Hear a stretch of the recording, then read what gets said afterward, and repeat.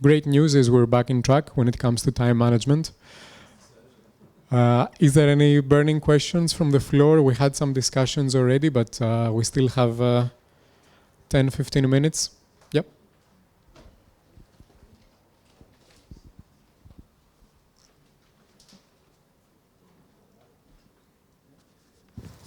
I have two questions, but let's start with one, and if time allows, I make a second one. A question for Darius. I'm speaking English because a question for Darius and Sergio. I need, I need some clarification. I think you made a really good point.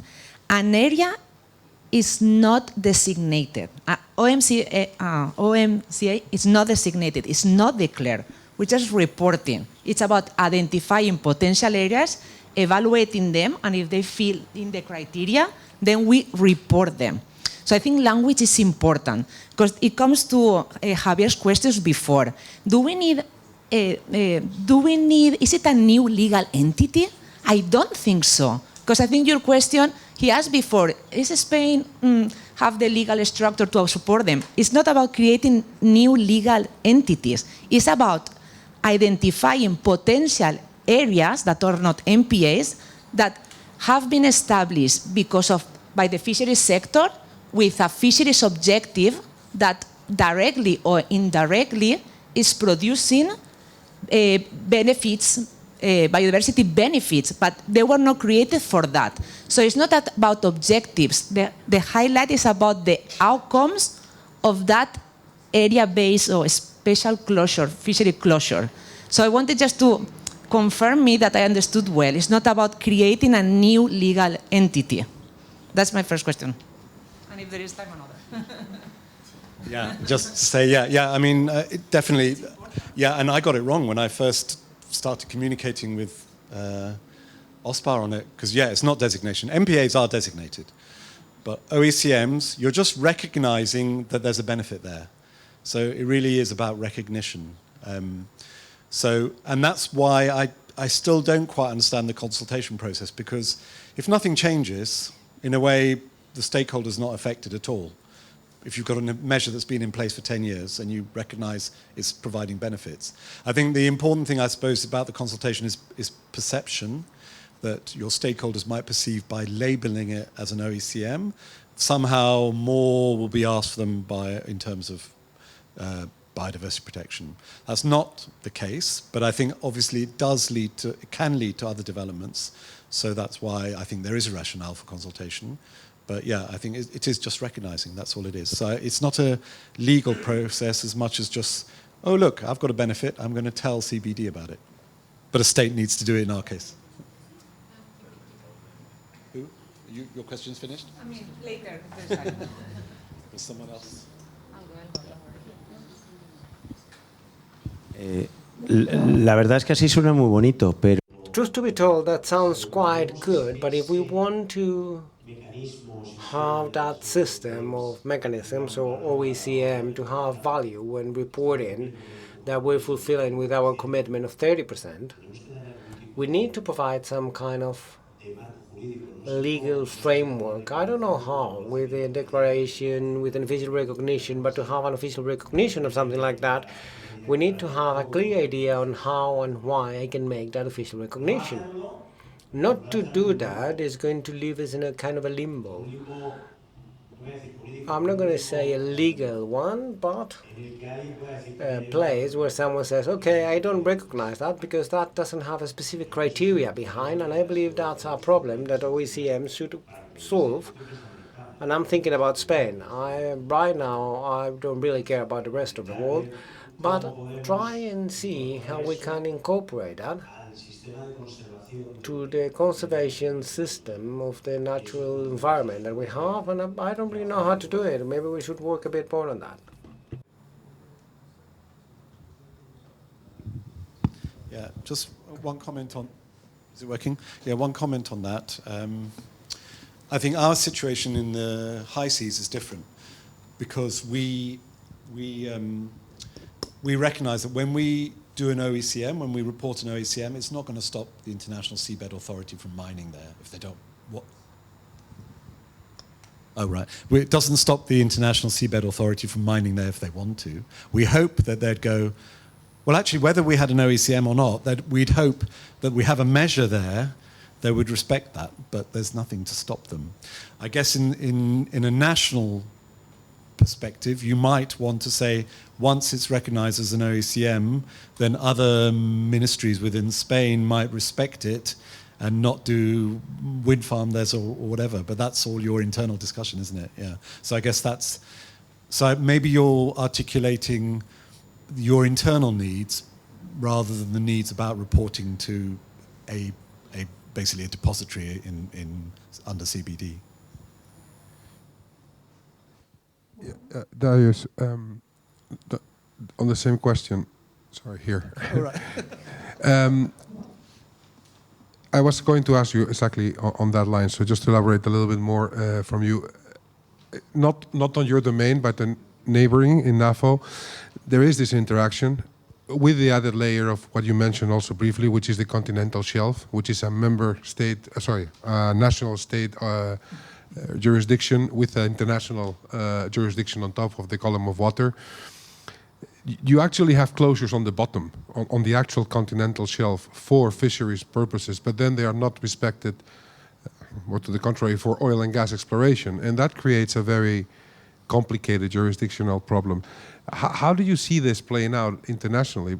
I mean, you've mentioned it already briefly with the ISA, but you could who will determine an MPA? If we take an MPA as a no-take activity, it is not only an agreement of certain nations, but also of many international bodies, and no one deciding not to respect it because it's international. So if you're not a signatory, etc., and would that turn it into an OECM? Would an OECM still be an OECM if the fisheries practices are in place, but not the other ones? That is very complicated, and I don't want to use the ecosystemic approach on top of that, because then you even have to talk about what an ecosystem is in that respect. Okay, you've asked several questions. At once there.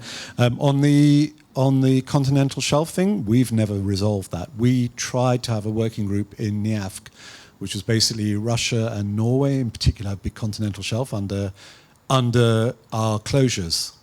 And we tried to find a way of formulation which gave them a little bit more power in the decisions there, but other parties wouldn't accept it. So I think it's an unresolved issue where you've got continental shelf under these things. And in fact, Norway has declared that it's going to do some mining on its continental shelf. We hope it's not going to be in the areas that, I mean, our closed areas don't interact with those, but the restricted areas do. So it's an open question, I think, on that.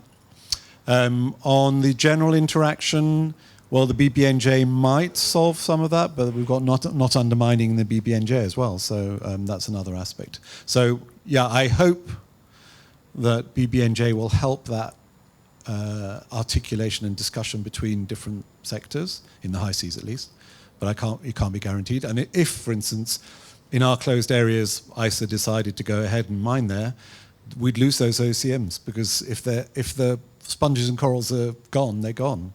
But we've always got a flexible view anyway, in the sense that if any of these sponges and corals go, we will send new shape files to the CBD process and say, well, these are the OECMs now because some of them have disappeared. Again, that's not a concept that's very familiar to the MPA side of the world, where everything is sort of forever. But I think we're quite realistic and pragmatic about it. But yeah, if it's damaged, and it's no longer an OECM.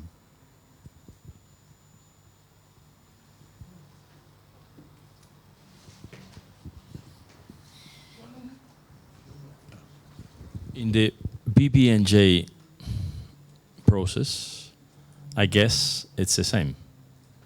The 30 by 30, it's both MPAs and EU. Well, despite the BBC reporting, the success of the BBNJ was to guarantee 30 by 30. 30 by 30 is not part of the BBNJ, so we haven't got the sound yet. Should we swap? Okay, yeah. So formally, the 30 by 30 isn't part of the BBNJ, and even when you talk to people within the CBD, the 30% target is global, they say, but it's not clear how it interacts with 30% in EEZ and 30% in the high seas. So I think none of that is really defined. But as I say, we our count, we're adding up the figures with OSPAR, so we have a perspective that that should be part of it. But yeah, I don't think it's anything formal.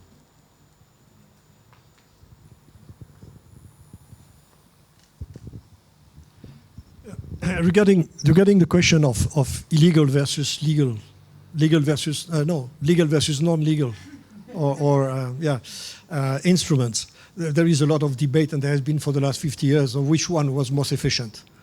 Whether you make it legally binding and then people don't sign, don't do it, and so either the instrument doesn't get out, and then you have nothing, or and in fact, the history shows that very often the voluntary instruments have been a lot more effective than legally binding ones as a process overall and on the long time. But in any case, I think we have to remember that a large amount of MPAs, if not the majority, are not effective. They are paper MPAs, despite the fact that they are legal. And a lot of the fishery measures have been applied for a century very effectively, despite the fact that they are just fishery measures. And when you talk about fishery OECMs, there are measures that are part of a management plan. They have always been. They are financed. You have research on it. They have been effective. They have been studied. And what you need to find out is whether they have an impact on biodiversity, which is worth considering. And if not, whether you can do anything to improve that very rapidly. But there are things which, when you deal with MPAs, you do not have. I mean, for instance, suppose you want to protect turtles. And you decide to set up, you have an OECM, like let's say for protecting seagrass beds, in which you have turtles. So you are going to take measures inside the OECM to protect the turtles. Fine. And as soon as your turtles get out, they are going to be killed by trawlers. Well, from an MPA, that's exactly what would happen. As soon as they get out, they are killed by trawlers. But if you are talking about a fishery, the management of the OECM and the management of the fishery are totally integrated. And you're not going to kill turtles in an OECM that can be killed later by the same trawlers in the same fishery. You will probably have turtle excluder devices. You will have plenty of non-spatial measures. You will have an integration between what you do inside and what you do outside, which is not something that is common on MPAs. So there are various aspects to effectiveness that may be only loosely related to what is the legal framework really within which you use it. And one thing we should remember is that the 30 by 30 agreement is not a legal agreement. It's not legally binding. It's simply a policy agreement between nations. It has nothing binding in it. This is a fact.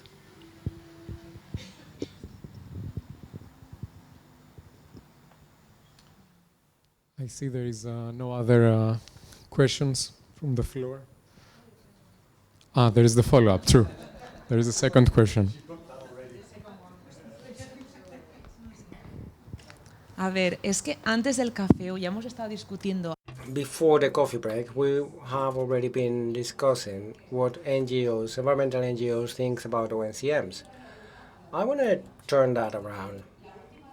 The last slide from Amber, from FAO, was clear about it. OECMs are an opportunity for the fishing sector to contribute to the global goals. That is not just MPAs, but also NCMs. And second, to recognize fishery management efforts that somehow preserve biodiversity. It was clear. So here we have the fishing sectors, the Ministry of Fisheries. So do you see this as an opportunity? Because it's not clear for me. Is it an opportunity? Is it a threat? I would like to understand your point of view as far as you're here. I will answer from the fishing sector. If we did not see this as an opportunity, we would not be here today. And that's why we wanted to organize this event within the INTEMARES framework, so everyone being part of this project and everyone who has something to say about this knows about it from first-hand experts in the field, that although we may have some questions about what we're going to apply in Spain, but at least to start a debate. Clearly, we see this as an opportunity in the sense that, and the presentations that were made from this General Secretariat of Fisheries shows it, complementary to others, many management measures was adopted that imply conservation. But within this area, this has not been recognized in the 30 by 30 areas, and we believe that's key to be recognized, especially because that would provide value to all efforts from the sector that maybe is not being considered now or valued now. And as the Asturias director of fisheries was saying that he has enough, is fed up with all the pressures, and he wants to dismantle the vessels because he doesn't see any future. All those stocks are quite good, with exceptions, but because they can no longer hold that pressure because of the thousands of regulations that we have to fulfill. So this would be a way of recognizing that. Y me imagino. And I guess that from the Fisheries Administration point of view, somehow we'll be recognizing the work done from the very ministry. I guess. Con perdón de ser un pesado. Excuse me, because I may be bothersome, and I am. But regarding OECMs, maybe it's something to include all those things that we were saying before, all those labels. But if you have the Cantabrian sea bottom, and you include, as we have on the presentation, the closing of 87 area and the fishing grounds, which are at more 400 meters depth, and then you do that, you close it to the north, and these are plains where you can close it, or they're canyons, or you can do that. Sometimes I say people that what they need to visualize is what is on the border in front of the Cantabrian part. Then we have peaks and valleys, peaks and valleys. So when you set a square, you're going to close a peak or a valley or a river or a city, and that makes it really difficult. And it's fishing ground which is not for industrial fishing. They just go with a boat to fish with a long line. And I'm not saying flexibility in the sense of tailor suit. I'm talking about some management area that is protected. That's going to help a lot of reality, unless we are willing, and this is a decision with which I will not agree, but maybe society can agree with, that in this area fisheries will disappear, and it doesn't matter the circumstances. So there will be sociocultural explanations, historic explanations, and in the case of fishery, setting population on the peripheral areas. So we have to see that. So it's complex. Sometimes you draw squares on a map, and when you have a MPA, you do that, simplifying, but it's a lot more complex like that. And if you add what one of the researchers from Europe says, it's like when you define what a PME was 20 years ago, to include a submarine, rover autonomous submarine, was really expensive, and you did it once every 1,000 years and just in a few places. And then the definition of the cameras was that it was, and with so many things that were scarce. And now, every time you get something in there, you see something. So this vulnerable ecosystem as not are vulnerable, and I'm not saying you don't have to detect them, but maybe they're not as vulnerable and they're more abundant than we thought, and maybe we'll have to reassess that. And that's another flexibility that we will have to think about it, that science moves forward, and what we thought maybe that it was in one way now is in a different way, and that generates different needs of protection or different needs of exploitation. So all of that maybe in its a label that is not an MPA, and that's an opportunity that there is one and not 50, or that under one we can regulate all the other 50. I'm just thinking out loud, but those are the opportunities, the legal ones, that we see from the sector of being able to provide some sense to all this collection of closures, that there are the different regulations that you have to provide some single sense. Otherwise, I cannot even explain it.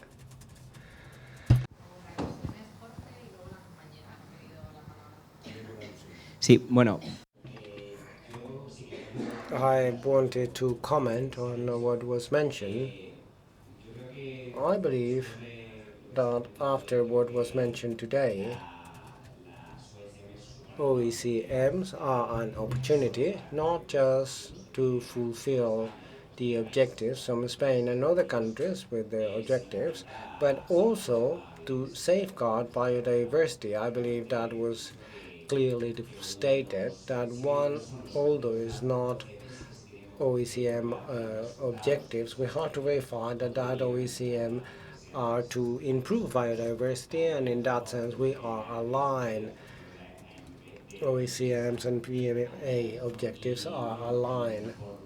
And just to emphasize, although I was talking about it before when I had the opportunity of giving you my presentation, from the ministry, the way we're managing MPAs or MPS, as I would like to call them, is not a square where things are excluded from all activities.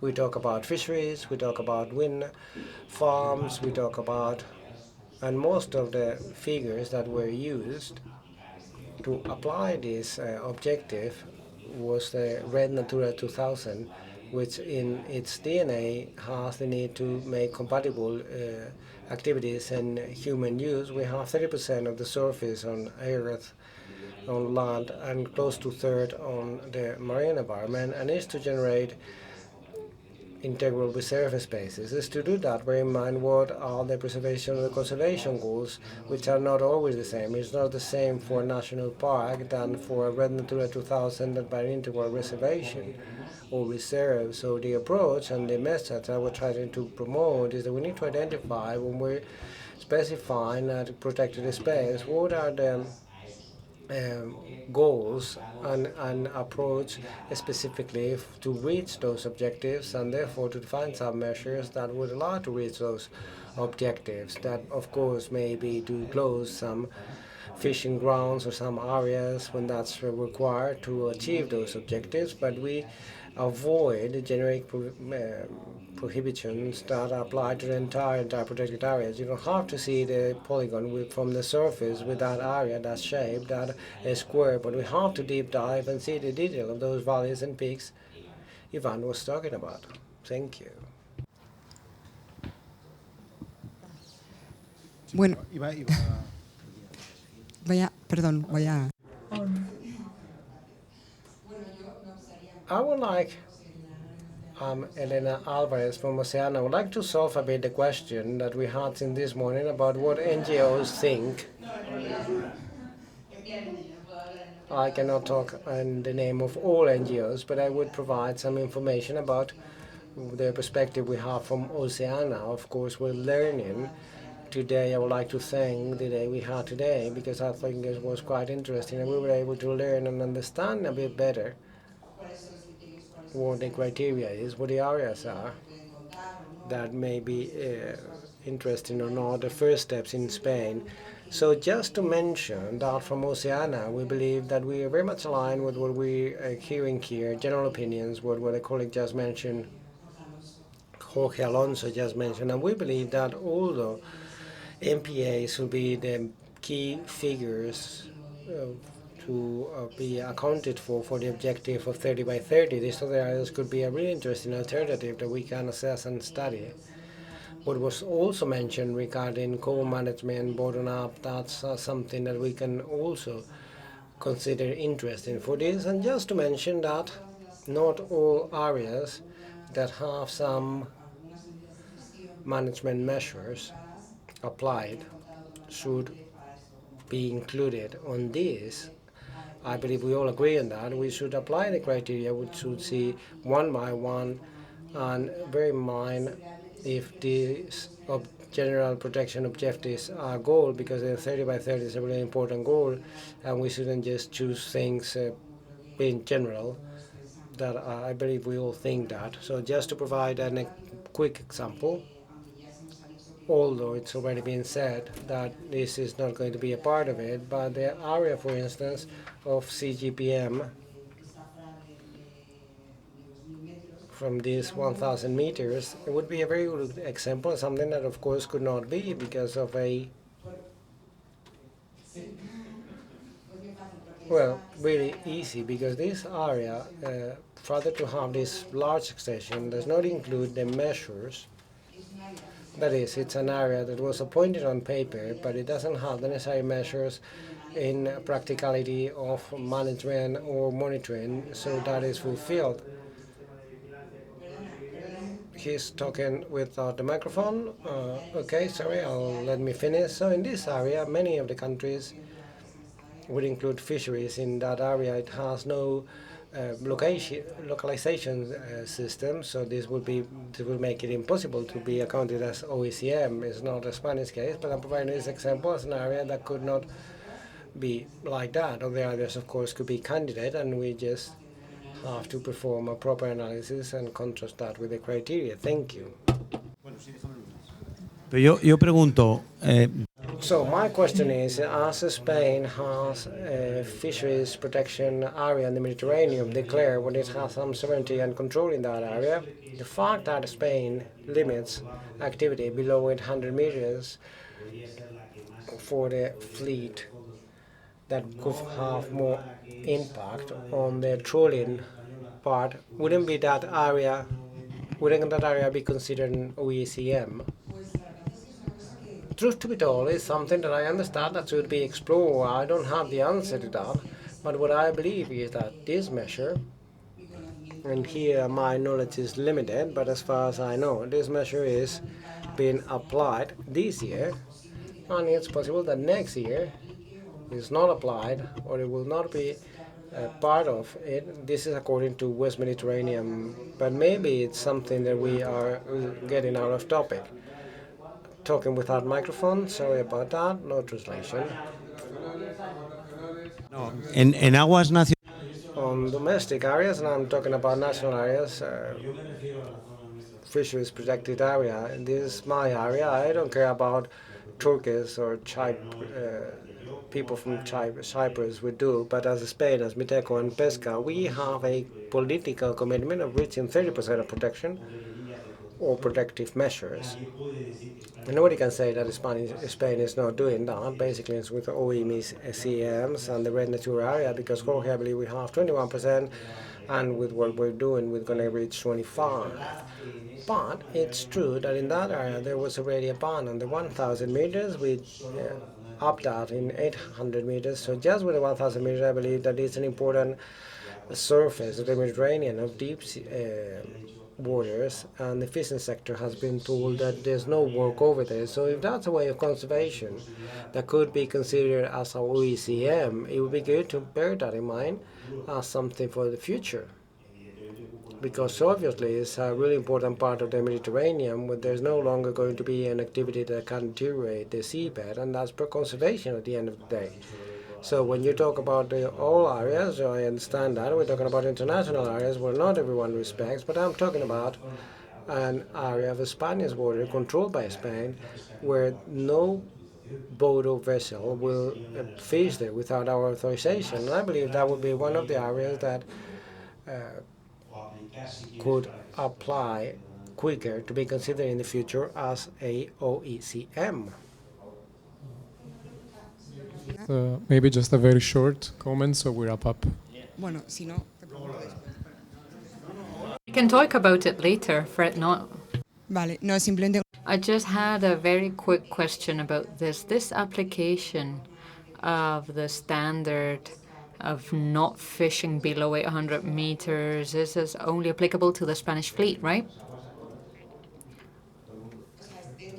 Within Spanish waters, there can't be fleet from other countries. Thank you for clarifying.